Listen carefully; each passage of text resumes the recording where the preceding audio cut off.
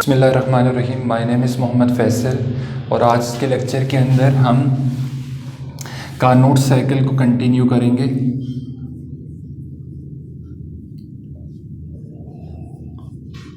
हमने इस previous lecture के अंदर देखा था कि 4 जो है स्टेप्स के अंदर ये साइकिल कंप्लीट हो रही है, वापस अपनी इनिशियल स्टेट के ऊपर पहुंच जाती है। पहला जो स्टेप था वो आपका था आइसोथर्मल एक्सपेंशन का था। आइसोथर्मल एक्सपेंशन के अंदर आप क्या कर रहे होते हैं, सबसे पहले आप एक सिस्टम कंसीडर कर लें। एक ऐसा सिलेंडर आपने लेना है जिसकी वॉल्स जो हैं इंसुलेटिंग हो और बेस क्या होनी चाहिए, कंडक्टिंग हो। हीट यहाँ से इन एंड आउट हो, बाकी इन वॉल्स से कभी भी ना हो। एक मूवेबल पिस्टन इसके ऊपर मौजूद है यहाँ पे, और एक वर्किंग सब्सटेंस इस सिलेंडर के अंदर इनक्लोज है। एक आइडियल गैस मौजूद है एंड मोल्स। राइट नाउ इसका टेम्परेचर फर्स्ट करें, आपका T1 है, वॉल्यूम जो है V1 है और प्रेशर राइट नाउ कितना आपका P1 है। ये इनिशियल कंडीशंस हैं जो कि इस पहले केस के अंदर हम कार्नोट साइकिल के पहले स्टेप के ऊपर देख रहे हैं। जैसे इसे आप हॉट सोर्स के ऊपर रखेंगे, हॉट रिजर्वायर के ऊपर रखेंगे तो कंडीशंस कुछ इस तरह से होंगी, लेकिन आपने इसको एक्सपेंड करवाना है इस सिस्टम को, but at constant temperature. Condition ये कि टेम्परेचर चेंज है उसके लिए ज़ाहिर है जब आप इसे हॉट सोर्स के ऊपर रखेंगे टेम्परेचर फ़ौरन चेंज होना शुरू होगा। तो इस चीज़ टेम्परेचर इसका मेंटेन रखवाने के लिए आप क्या करेंगे, प्रेशर को चेंज कर दें, प्रेशर थोड़ा सा कम करें। प्रेशर कम करेंगे तो क्या होगा, P1 से P2 कर दें, मीन्स रिड्यूस करें। रिड्यूस करने से आपकी गैस एक्सपेंड होगी। एक्सपेंड जब होती है तो क्या होगा आप लोगों का कि गैस का टेम्परेचर डिक्रीज़ कर जाएगा, वापस वैल्यू ओरिजिनल लेवल पे आ जाएगी इसकी, दोबारा टेम्परेचर आपका T1 पे ही मेंटेन हो जाएगा। लेकिन वॉल्यूम जो है चेंज हो चुका है, V2, और प्रेशर भी ऑब्वियसली चेंज हो चुका है। तो this is called isothermal expansion. Graphically अगर हम लोग देखेंगे तो ग्राफिकली ऐसे आप इसे रिप्रेजेंट कर सकते हैं। फर्स्ट करें, इनिशियल कंडीशंस ये थी, इसकी प्रेशर P1 था, वॉल्यूम V1 था, टेम्परेचर T1 था। तो आफ्टर सम टाइम ये कंडीशन यूं पहुंच जाएंगी, P1 से टेम्परेचर चेंज होकर P2 हो जाएगा, वॉल्यूम V1 से V2 आ, लेकिन टेम्परेचर T1 ही रहेगा आपका। ठीक है, ये एक आइसोथर्मल कर्व बना है। एक पैराबोलिक पाथ जो है हमने पढ़ा था, आइसोथर्म के केस में पैराबोलिक पाथ फॉलो कर रहा होता है वो। उसके बाद हम इस प्रोसेस को आइसोथर्मल एक्सपेंशन के बाद एडियाबैटिक एक्सपेंशन करेंगे। एडियाबैटिक एक्सपेंशन के अंदर हमें क्या करना होगा, अपने सिस्टम को एक इंसुलेटर के ऊपर रख देंगे। अब राइट नाउ इनिशियल कंडीशंस आपके सिस्टम की ये हैं। अब इसे हॉट सोर्स से उठा के आपने एक इंसुलेटर के ऊपर रख देना है इसी सिस्टम को, और कोई हीट क्या करना है, बेस में से ना तो अब एंटर होगी ना ही आउट होगी, और वॉल्स इटसेल्फ इंसुलेटर है, वहाँ से तो सवाल ही नहीं पैदा होता आप हीट के इन एंड आउट होने का। लेकिन इस केस के अंदर आपका प्रेशर जो है थोड़ा रिड्यूस करेंगे, मज़ीद P2 से P3 करेंगे, क्योंकि आपने एक्सपेंड होने देना है, गैस को फैलने देना है। मज़ीद प्रेशर कम करने से क्या होगा, आपकी गैस मज़ीद एक्सपेंड होगी, और एक्सपेंड होने पे क्या होगा, वॉल्यूम भी चेंज होकर V2 से क्या होगा आपका V3 होगा। जब गैस एक्सपेंड होती है टेम्परेचर चेंज आता है, डिक्रीज़ करता है, और टेम्परेचर T1 से चेंज होकर क्या हो जाएगा आपका T2 हो जाएगा।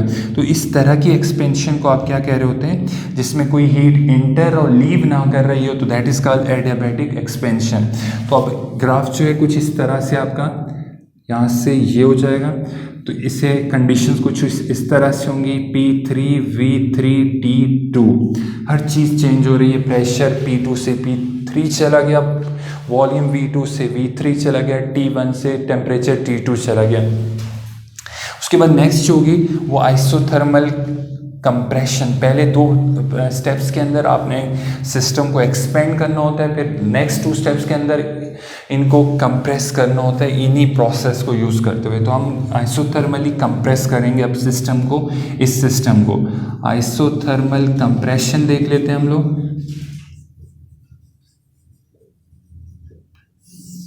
आइसोथर्मल कंप्रेशन के अंदर ये इनिशियल कंडीशन आपकी सिस्टम की है। इसके फ़ौरन बाद जब आइसोथर्मली कंप्रेस करेंगे, लेकिन आइसोथर्मल मीन्स के टेम्परेचर को आपको चेंज नहीं होने देना, प्रेशर को आप बढ़ाएंगे P3 से P4 कर दें, लेकिन प्रेशर आपको इंक्रीज करना पड़ेगा। वजह क्या प्रेशर इंक्रीज करने की, कि ताकि जब प्रेशर इंक्रीज करेंगे, जो टेम्परेचर आपका बढ़ाने, प्रेशर इंक्रीज करने से क्या होगा, गैस के मॉलिक्यूल्स करीब होंगे और गैस का टेम्परेचर बढ़ना शुरू हो जाएगा। गैस के टेम्परेचर को बढ़ने से रोकने के लिए आपको क्या करना होगा, इस सिलेंडर को एक कोल्ड रिजर्वायर आइस क्यूब के ऊपर रख देना होगा। ये आपका कोल्ड रिजर्वायर है जो क्या करेगा, जितना गैस को प्रेस करने से गैस के मॉलिक्यूल्स आपस में क्लोज टू ईच अदर हुए होंगे, टेम्परेचर इंक्रीज कर गया होगा, वो टेम्परेचर कोल्ड रिजर्वायर की वजह से दोबारा टेम्परेचर T2 तक मेंटेन हो जाएगा।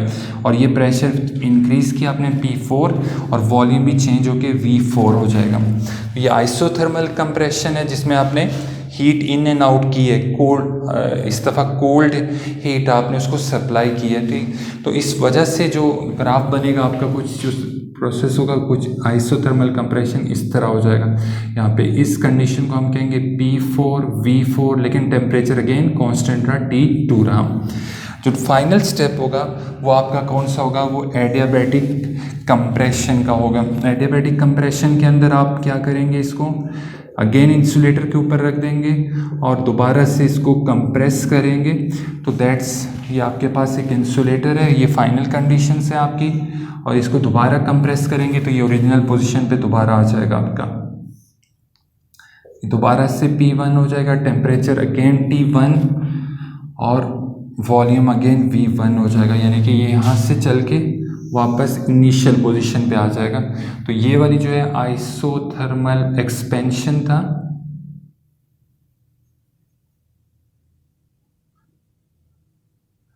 ये आपका एडियाबैटिक एक्सपेंशन का ग्राफ था, ये आपका आइसोथर्मल कंप्रेशन का था,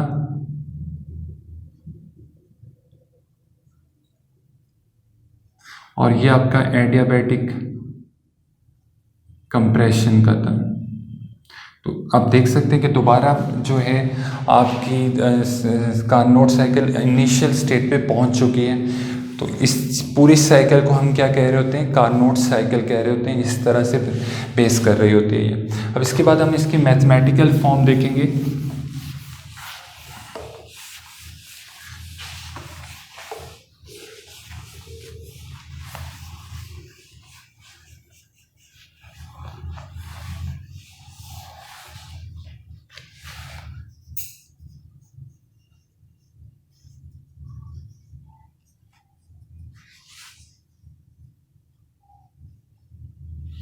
मैथमेटिकल एक्सप्रेशन के अंदर ये इंजन है आप लोग का, लेट्स कंसीडर कि आपका कार्नोट इंजन है।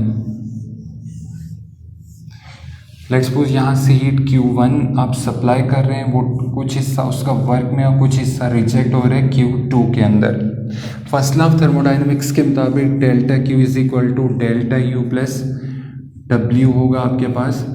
Delta Q means Q1 change in heat होगा आपके पास, तो Q1 माइनस Q2।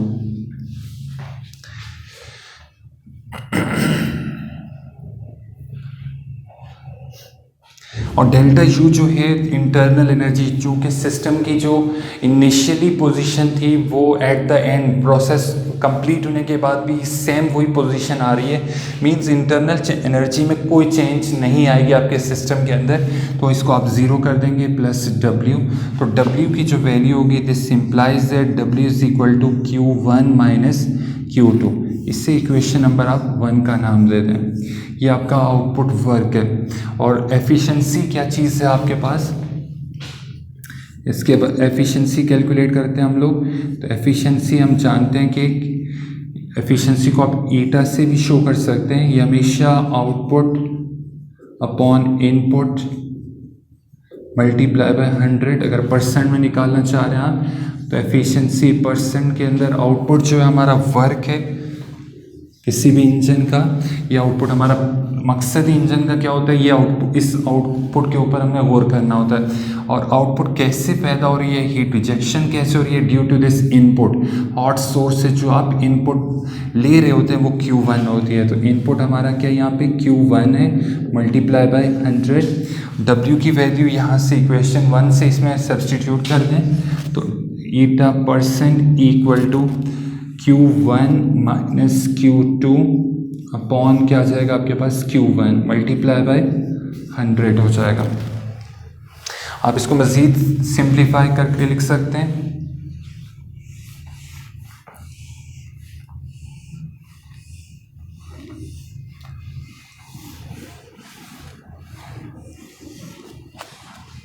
अब नेक्स्ट इस मज़ीद सिंप्लीफाई करके लिख सकते हैं आप लोग इसको, eta% Q1 upon Q1 minus Q2 upon Q1 multiply by 100।